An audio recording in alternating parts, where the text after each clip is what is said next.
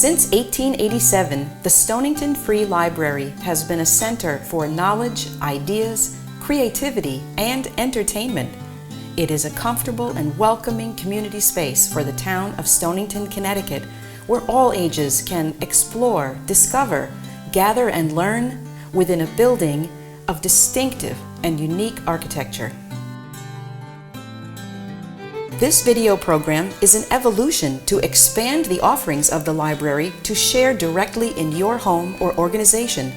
Welcome to the Sunday evening lecture series made available to you by the Stonington Free Library.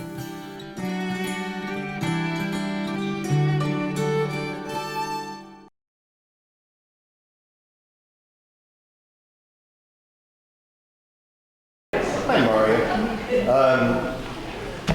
Welcome. It's a great turnout. On behalf of Belinda Decay, McCullough Hall, and our committee chair, Susan Martin, I want to welcome the rest of the program committee. This is the 15th season of the Stonington Free Library Sunday Talk season. We're away games at the withdrew Center all this season because of the construction. So I'm going to introduce our first speaker for the season. Most of you know him. Most of you know him better than I do. From his shop on Water Street selling Quimper work, from church, from his ridiculously long swims out to Sandy Point, his lovely wife, and you know. What I didn't know about Paul was until I overheard him. Actually, I was kibitzing while he was telling it, Francis and the lovely Karen's house on New Year's Eve, about hand grenades under his bed as a 10-year-old. I'm like, excuse me, what? Is this a movie? I didn't know what he was talking about. So you've seen the poster, you know him. If you don't know his story, this is his witness to war. It was a very active witness, I must say, and a wonderful story. So I guess that's it. Without further ado, excuse me, what do you want to say? Turn off your cell phones, please. And the next Sunday speaker will be on the 19th of April because of Easter, I guess. Right here at 5 p.m., Susan Fisher, the new director of the Mystic Museum of Art. Thank you very much. And please welcome Paul Janssens.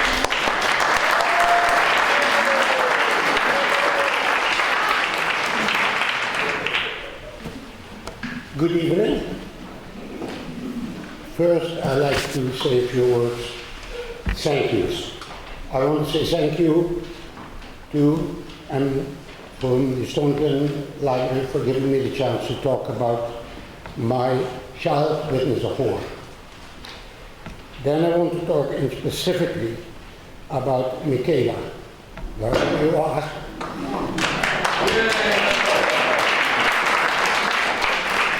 If it wasn't for her, it wouldn't be typed out as beautifully as she did. And then the last one I want to thank is Jane.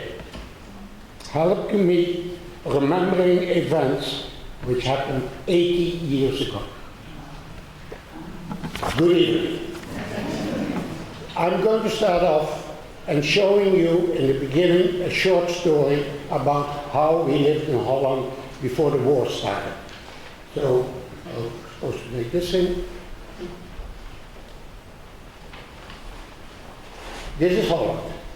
And if you look at the map of Holland, you will see two towns. Where is it? There's supposed to be a little line for you. Where is it? I didn't see it. In any case, you see two towns. You see Boxtel, that was the town I was born, and then you have Hull. Hull is the section of Boxtel where we live. And I will read you now briefly so you have an understanding how it is. We live near the town of Holland. We live near the town of Holland in a rural area called Hull. It consists out of 6 farms. This gives you some idea of the farms we lived around. Those farms we used to work in the summer. Then, this is the house where I came from. This is the house of the family. The size, and don't forget, look in the back, there was a garage, because we will be talking about that. Then we had a cafe opposite, and then we had about, I would say, 400 yards from our house. We had a canal with a bridge, which is going to play a big part. My father and two uncles ran the worsted factory in Tilburg.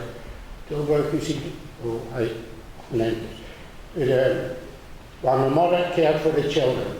Parents celebrated the 12 and a half anniversary.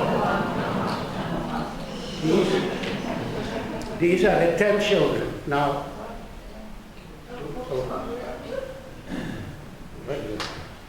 there it is. That's me, my mother, my father. Nor, this you should keep in mind, she is the one who is getting assigned to me. The story comes in a minute.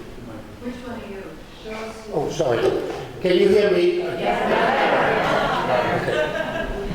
We boys played in the garden, even building a playhouse, fort, school, church, and outings, amongst other helping the farmers. There were rumors of war, but because the Netherlands had been neutral in the First World War, we didn't really say much about it. Then, at the end of 1939, everything changed. The Germans occupied Austria, Czechoslovakia already, and now they entered Poland. My father became very concerned. 1940. It was the day that the Germans entered Holland. They came in through the side and they dropped large groups of parachutists around major cities, Amsterdam, Rotterdam, Utrecht, wherever they were connected. My father woke us up at 6 o'clock in the morning and he asked the four oldest ones, Marijke, Hans, Fred and Paul, to go to our fort in the garden, stay there, and then we will call you in about an hour. I don't know why he did this, but in any case, that was his wish.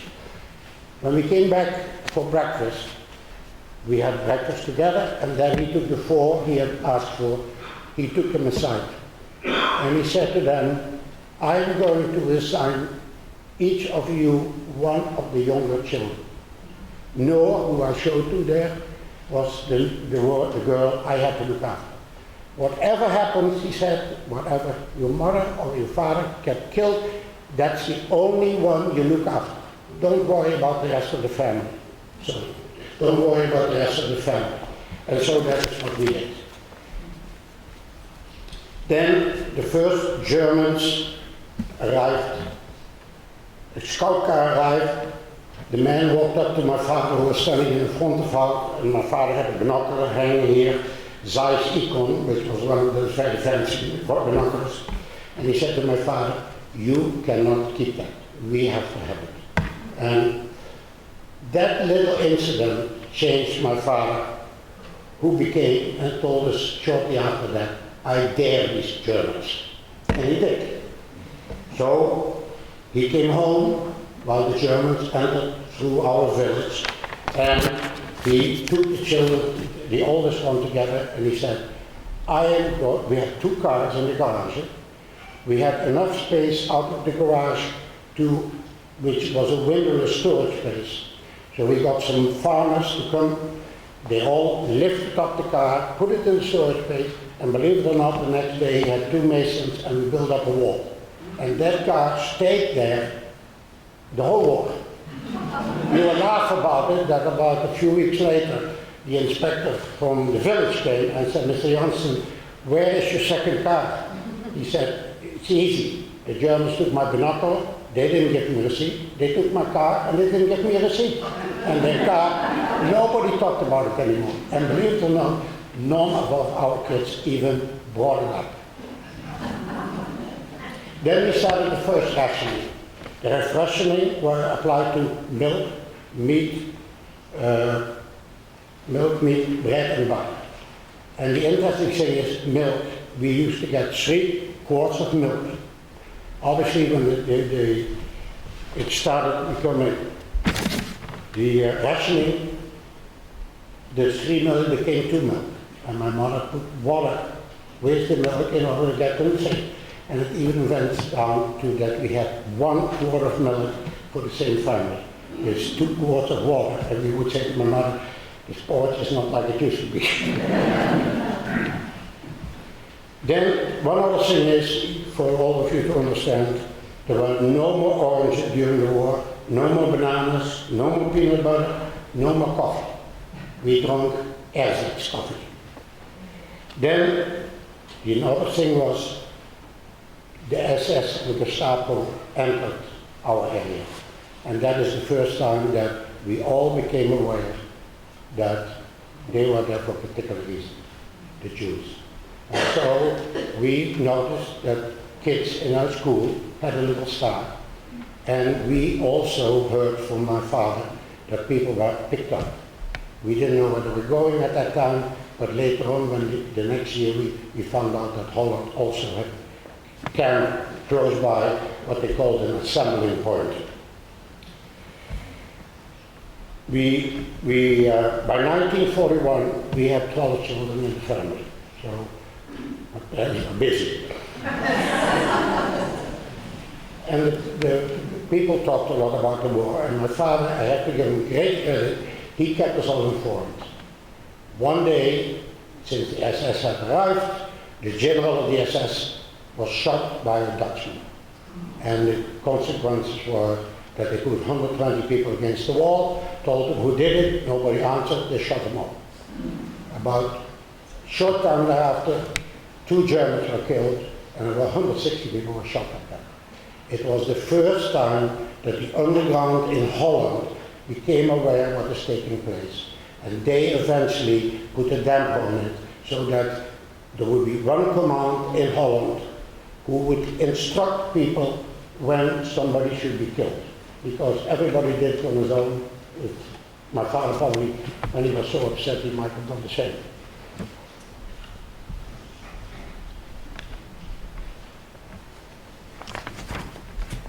Then, in 1942, our house was occupied by the Germans. Now you saw the big house, no, you don't know that.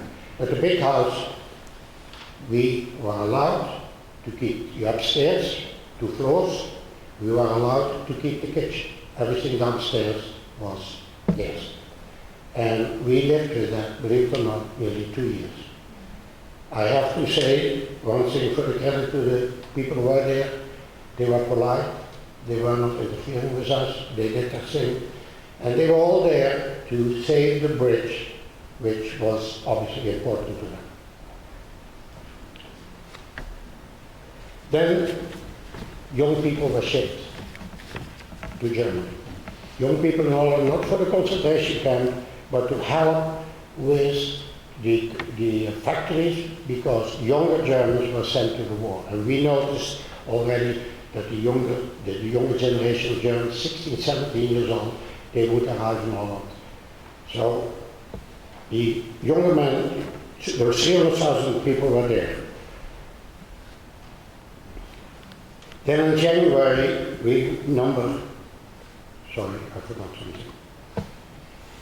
Then, since we had problems for food, and my father was a textile manufacturer, as I said earlier, we started bargaining with the farmers.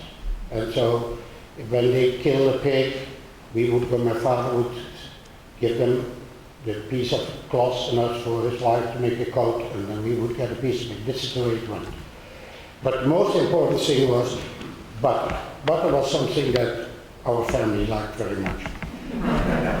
Most families do. And so, one evening my father told me and my sister and my mother, the 4 of us went to the milk factory in close by. He knew the owner and they made a deal, and we got 3 cans of butter. But you know, when you're in Holland at that time, they could stop you. And so we were We were driving along, we were sitting in the back, my sister and I, and my father was on the phone, and then my father saw some guy holding up a light to stop. And he said, "Go to sleep." And we all went to sleep with the bottle next to us. And then they stopped, and my father said, "I didn't schlafen." And then the guy looked with the ring, and he said, "No, okay, you can go." And the first thing my mother said, "Let's say the rosary," and that's what happened. And the other thing about rosary, it might sound, I don't know how many Catholics are here, but during the war, every day we went home, after dinner, we all sat on our knees and sang the rosary. That was my mother's idea. Right. Then we got the landing in Normandy. And the landing in Normandy, obviously, we had no radios. But my father had radio. And if you come to think of it, our house was occupied by Germans. Upstairs, way upstairs, in a little niche, was the radio of our family. You have to be careful because cars came by with some kind of radar, and if they found out you had a radio, they knocked at your door, took the radio and went on. But ironically enough, we had the Germans occupy our house. So those cars who came by to check, they figured, they had the German below, no problem. And my father was able to listen to the radio, and one evening came down and said, they landed in Normandy. And we thought, myself, this is the beginning. We thought, you know, tomorrow they're here. It took a long time before that. The German officers moved out of our house. Then Brussels was liberated. Then September the 3rd, Antwerp was liberated.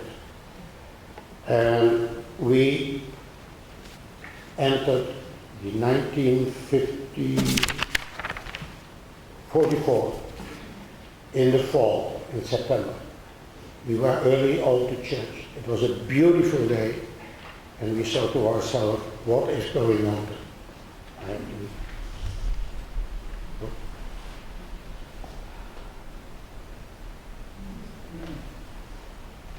And we were coming out of church, and we noticed lots of planes were flying left, right, and center. And nobody knew what was going on. And we had breakfast, and then all of a sudden we heard the zoom, very steady. And we looked outside, and we saw a big black line on the horizon, as far left as you could see, and as far right as you could see. And it came closer, and came closer, and came closer. And for 4 hours, planes who pulled gliders came over us. For 4 hours, and we looked at that. And then obviously, that's what happened. We did it too. Here, this is what it is. Here were the gliders. And we all went on top of the roof. Now our roof and our house was flat. And we all went upstairs, and my father told us, I have a bottle of sherry, Paul, go down and get it, we have to celebrate. So we obviously did. But what happened at that time was that the planes made a, to give you a sense of it, it was an armada which was 10 miles wide and 100 miles long. So you can figure out how many planes there were in the air. So the next morning, the next afternoon, again a bunch of planes came by, and again they dropped this time some parachutes. And we all went out to the parachutes, and at night, when they were hanging in with a bunch of the farmers around us, we all went out, and we really got these big packs unpacked, brought to our house.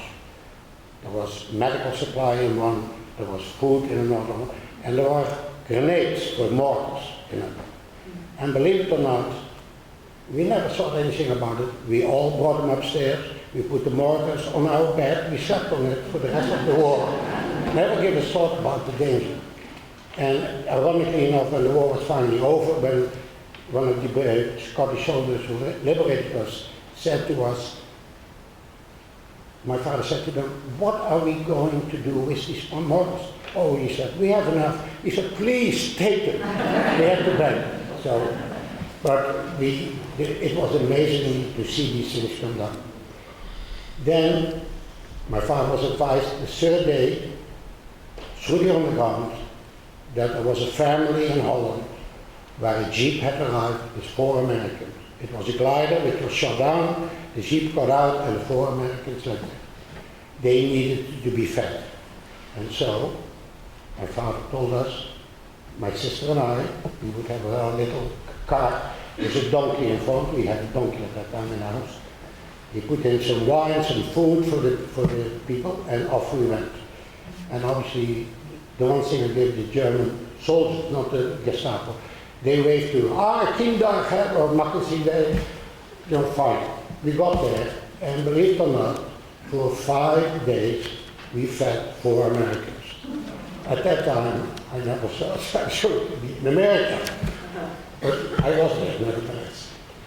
And if the interesting thing was these Americans, one was called Mike, and Mike was the one who gave me candies. The packages we got was food, but this was candies, and we thought Dutch people we couldn't even get candies during the winter, during the war. So we really enjoyed that. Then came the time, 4 or 5 days later, we got back with our little cart and the wine and the food, and they were gone.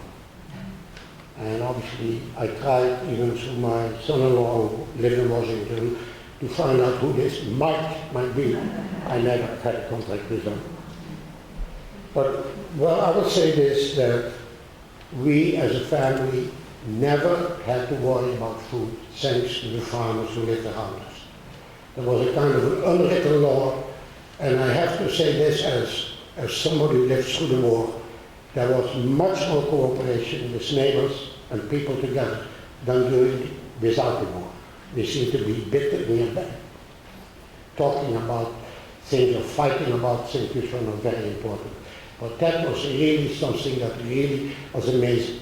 And so everybody helped each other. And the farmer came up to help us, so on. There was no problem at all.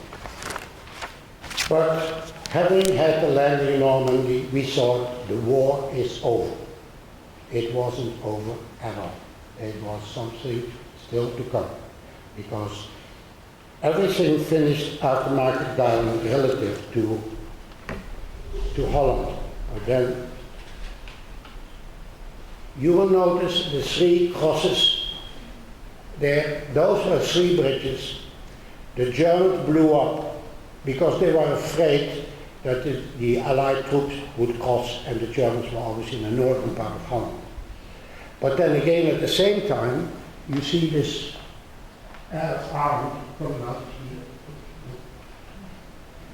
here. And the Germans in that circle couldn't get out. They had no supply, and the German army disintegrated. You should have seen it. They came and stole whatever they could put their hand on. Sorry, can you all hear me? They stole whatever they laid their hand on. You saw them coming with a cow. Some of them stole whatever they had. Chickens they were terribly dressed. They had beards. They looked absolutely shabby. It was really a German army in retreat. Then on top of that, my father was approached by the underground. They even delivered him a pistol, and they wanted him to save the bridge. And the bridge, believe it or not, was loaded with dynamite. But there was an Austrian who was the commander there. And my father became very friendly with him, and the Austrian would often go to the cafe to have his food. And so we made a deal. He told the Austrian, you don't blame what, we will take care for your papers, and we will get you clothes, and the moment that the Scots are here, then you can go. It so happened that 2 days before the Germans took the Austrian and sent them somewhere else, and we had German soldiers. So the war went on, And then finally the Germans were really withdrawing and the first Scottish soldiers arrived. It was absolutely incredible. We felt now for the first time we are liberated. And so we all talked to them and welcomed them. But we didn't realize that our house, which had no more Germans, became first aid hospital. And all these wounded from the battle which we taken before the bridge and behind the bridge, they all ended up downstairs in our house. And we as kids, we just walked in between the people were dying and screaming and all that. It was amazing, you probably won't believe it. We never were scared. It never even came in our mind. And I do believe that my father partly was responsible for that, who encouraged us to take things as they come and don't make an issue out of it. So we finally got the soldiers, the British College. They came beautifully with tanks and everything like that. But the bridge was still the bridge. And so finally we heard an enormous explosion. The bridge went up in the sky. All the glass, the windows in our house scattered, and yet we were so happy that they were. Then something sad really happened. First thing that happened was I was standing with my father and my brother, there's two Scottish soldiers. We were talking, and there were two shots, and the two soldiers died. You see the window on the right,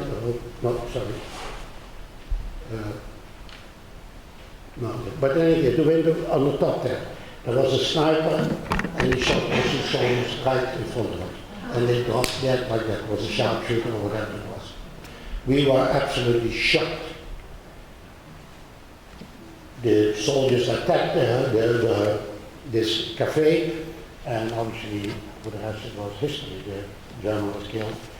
And the two people were buried in our garden for a while because all the people who died, they were brought there.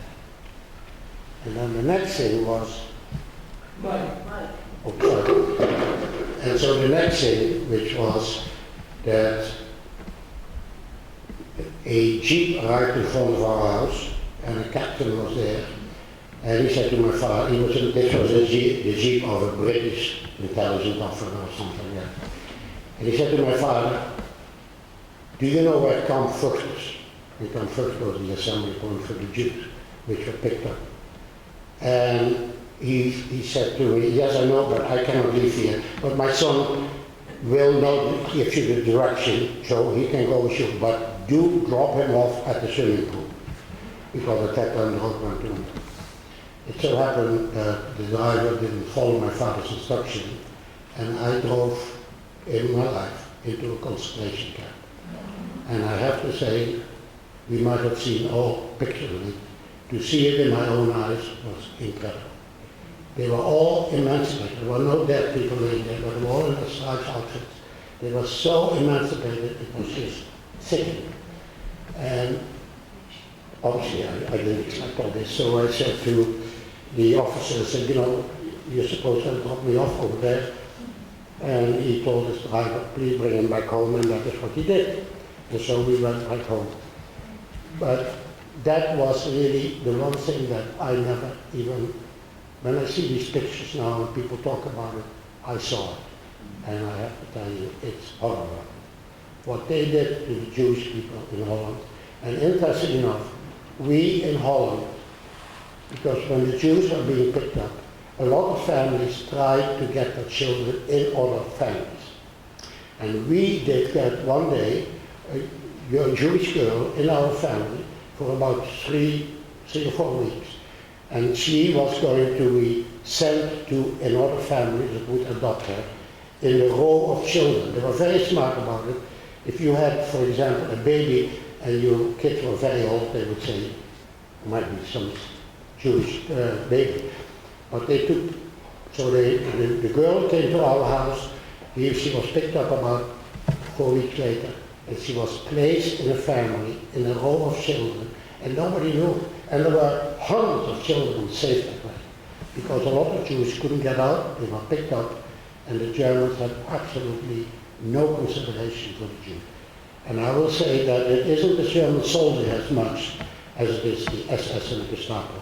What they did to Holland and to especially the north of Holland, where the majority of the Jews lived, Amsterdam, Rotterdam, The Hague and all that, it is awful to think about what they did. But then we came, and finally the war was over, and I will say this in honesty, there was a great celebration. And we were so excited that we finally were free again. And we met, we hugged each other, and also, interesting enough, those, and for the ladies, those ladies who liked German soldiers, they were all shaved. So you could actually, if you saw them on the street, you know she had an affair with some German soldier. That's what they did. So. But all over, I give my parents great credit. I'm from a family, big family. I'm number 4, but there were 14 kids of us. And I will say that they helped us going through the war. My mother was amazing, and I've been blessed really with a family that has helped each other tremendously. I'm the oldest now in this family. My other brothers and sisters before me have died. And if you look at it, it's ironic to think about it. Here I live in America. I have a sister who lives in Baltimore. I have 2 brothers who live in Canada. And there are only 2 left in Holland. So there are more overseas than there are here. So, and I will say this, that I give great credit to the Scottish soldiers. They were so wonderful. You know, things that you didn't think about. We never had porridge during the war, it didn't exist. And when the Scottish people, we went to them in the morning because they had to serve their own soldiers, and we had porridge with flies, that's what we called it, which were raisins, which we never heard about. So. And so you all of a sudden got involved in another country's habits, and it was wonderful. So I hope that this gives you a little rundown of a young man who was a young kid, really, who was in Holland and really went through a war. That's one big difference, what most Americans have. You never had the war in America. I know that we are tremendously grateful for the efforts, the armies and whatever it is from America and the Scottish and whoever came to liberate us. But we lived through it, and it's a different experience than if you didn't. Thank you, and if you have questions, ask me. I think you did all right for the time.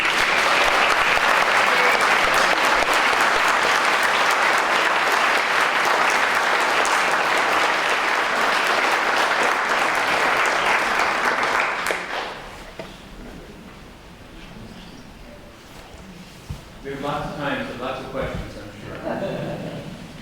How old were you when the war started? When the war started, I was 10 years old.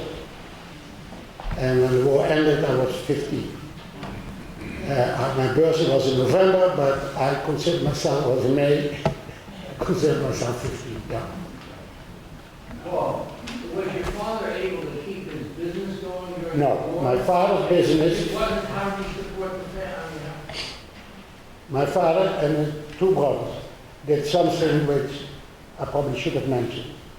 The factory closed when the war started.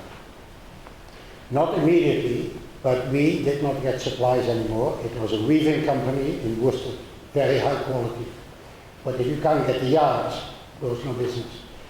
My parents, my father and his 2 brothers, decided to pay all the employees, he had only 80 or 90 employees, to pay half the salary for the whole war.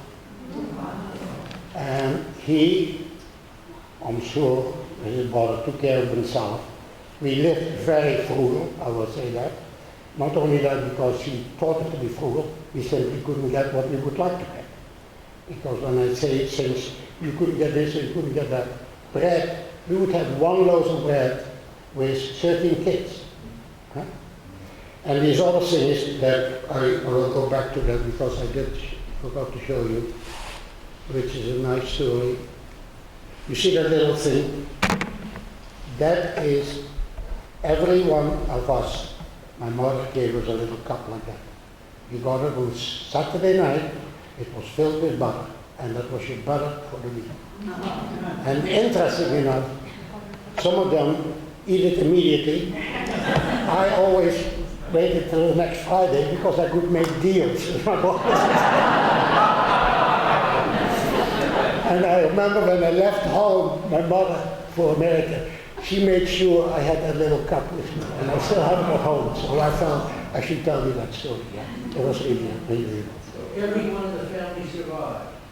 Everyone in the family survived. No, no, not because of the war. In 1943, my oldest brother died of meningitis. And since meningitis was not very well known in Holland, nobody knew how to handle it. He died, yes.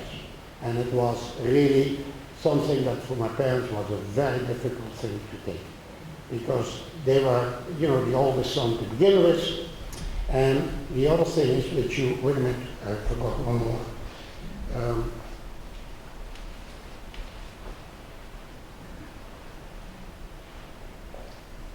The other thing is that when you were involved, like in this case, my father drew as a kid of 12 years old. When he died, we had 78 sketchbooks. And wherever he went, instead of writing a diary, he sketched. And so the sketches you see here, this was a couple of Germans, and I remember seeing him doing it. They needed something to drink. And he brought them coffee or whatever he did. And they sat there, and he sketched them. And it was amazing. Scenes like that, yeah. Paul, did you ever have a reunion with the young Jewish girl who stayed with your family? No, because at that time we didn't know where she went. The underground took care of those kids. But it was, the Jewish peoples really suffered in Holland. And the Gestapo and SS were frightfully awful people. But Holland couldn't do anything about it. We tried, and the only way we could do it was underground. Now, on the other hand, Jane and I went this year to Arnhem. This year we went to Arnhem. Arnhem had the 75th anniversary of Market Garden, the breakthrough. And we were amazed to find out that during the war in Arnhem, and incidentally, Arnhem battle, more soldiers died than in the landing of Normandy. A lot of people don't realize that. In any case, we went there and we saw how the underground tried to dispose of the English, the Americans who were caught in Holland, who lived with the civilians after the Arnhem War. They all got them out, something like 20,000. They were able to smuggle out one way or the other back to their country or wherever it was before the war ended. And I have to say that the underground in the beginning was very bad organized, but during the war, at the end of it, they knew exactly what they were doing. And so it was a great success for all of us. So, any other question? How did you happen to come to the United States after going to New Zealand? Sorry? How did you happen to come? Why did you come to the United States? I was at that time the second son, first a girl, Maaike, and then you had Fred, Hans, my brother died, Fred, and Paul. And I was in the old-fashioned time in Holland. The family factory was started by my great-grandfather, then my grandfather, and then my father with his two brothers took it over. And obviously my older brother, Fred, had the first choice. And he said that he wanted to be in the factory.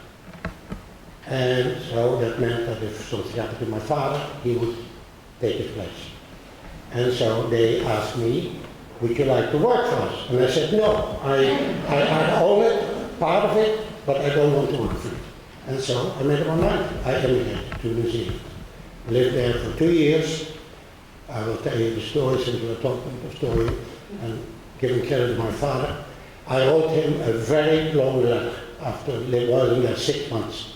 I arrived in Australia on the way to New Zealand. There was a crash in the wool market. And when I got to the factory, I was a pattern textile designer. They said, sorry, we have no job, but you can weave. And so I wove for 6 months. Not modern loops, you counted by it. And so I wrote my father and said, this was a mistake. I really made a mistake, I should never have left it, etc., etc. And sent it out to my father. By the way, the letter came, luckily my father's paper when he died, the letter came back to me, so I know a little bit what I wrote. And I waited and waited, and finally I got the tailor, and it always said, disappointed, dead. And do you know, thanks to that thing, I pulled myself together, I stayed another year and a half in New Zealand, moved over and decided to go to America. And the other advantage, what you can do for people who ever immigrate to America, when I made that decision, I went to the American Embassy. I was still going to be a year and a half in New Zealand, and I wrote my name in. And so when I finally got to Holland, I went to the Dutch consulate in Rotterdam and said, I'd like to immigrate. And the woman said to me, it's 2 years. I said, 2 years waiting, but I wrote my name in Wellington in New Zealand. She said, we'll check for you, and I'll call you back. You know, 2 days later I was called up and they said, you can leave tomorrow. And I left. I came back to America in February that year, and I left in June for America. So, yeah. Oh, did you go to school? Yes, we did go to school. Talking about schools, we had no buses. We went by bicycle. We had, and this is the way it was, Holland, those of you who have been to Holland, we have a road and we have bicycle paths. So when we would go to, and we lived about 2 miles from our village Boxtel, we went in the morning, we bicycled to school, then you went back home for lunch, you bike 2 miles back, then you bicycle back again to the school, and then at 5 o'clock the school was over. So it was all different than here. And if you ever got on the bus, the weather would be so bad that really they would let you, my parents would let you go by bus. The only thing that I have to laugh about it, thinking back, at one time we had a terrible snowstorm in Holland, and my father was so insistent that we went to school. He got a horse with an arch behind it, and we went in a big sleigh. He wanted me to be in school, and we brought us to school. Any other questions? Can I ask one more? No, what was life like for your parents after the war? Sorry? What was life like in Holland for your parents after the war? What life was after the war? For your parents. Now, the nice thing was that my father, obviously, the factory was ready to start again. We had 300 people working at that factory, but my father went to the factory and every day, and my mother looked after us, and obviously we got bigger, we went to schools. I went to boarding school. After boarding school, I finished that, I went to the textile college in Tilburg, and then after that I was drafted in the Dutch Army. And it was mandatory 2 years training, but then they said, you probably make a good officer, are you willing to stay 1 year longer? And I did, and so I became an officer. Ironically enough, I came to America, I obviously became a citizen, and about 2 years after I was in America, I got a letter from the Minister of War of Holland, who wrote a beautiful letter. I want to let you know that the Dutch government will honor you by promoting you to captain. And there was a little box next to it, and the box was a medal. And so I wrote the ambassador, I said, I'm very sorry, but I have become an American citizen, and in Holland you could not keep your citizenship. And so I got a letter back from the ambassador, please return the medal. And I said, no, I still have it. Yeah. And then the other thing, you were talking about my life, the other thing that was buying the French factory. In other words, the fact that I started my own life, I really became interested. And I will say this, that Sarah, my wife before Jane, she was the one who came on the idea of buying this defunct French factory, which was started in 1690, which was bankrupt, and we bought it with 25 American investors, and we brought it back to life. And obviously, I sold it when the time came, and yeah. Okay. Okay, so we'll be here about Quimper. So we decided to buy this factory, and you always are surprised in France what they do. So I let it be known to the government that you go through all the tests you have to go through, and finally they said, you can buy it if you come up with the money. Okay, fine. I found those investors. But I needed money to start working also. The French government gives you immediately 3 million francs. Gift, no payback. I thought, oh, that's the way to do it. We started with 50 people, and believe it or not, after 10 years, we had 144 people working there. We exported all over the world, and America became 1/3 of our business. Unfortunately, I have to say today that it is no longer that. Partly because Quimper, on those who have it, save it, because it's becoming more and more rare. The factory makes only a very little. They have only 16 people left there, and you know, I don't own it anymore, but I bowed out gracefully and without any, you know, making a lot of money. No, I should have invested in Microsoft. It was a wonderful life. Quite frankly, I've had a wonderful life. That's all I can tell you.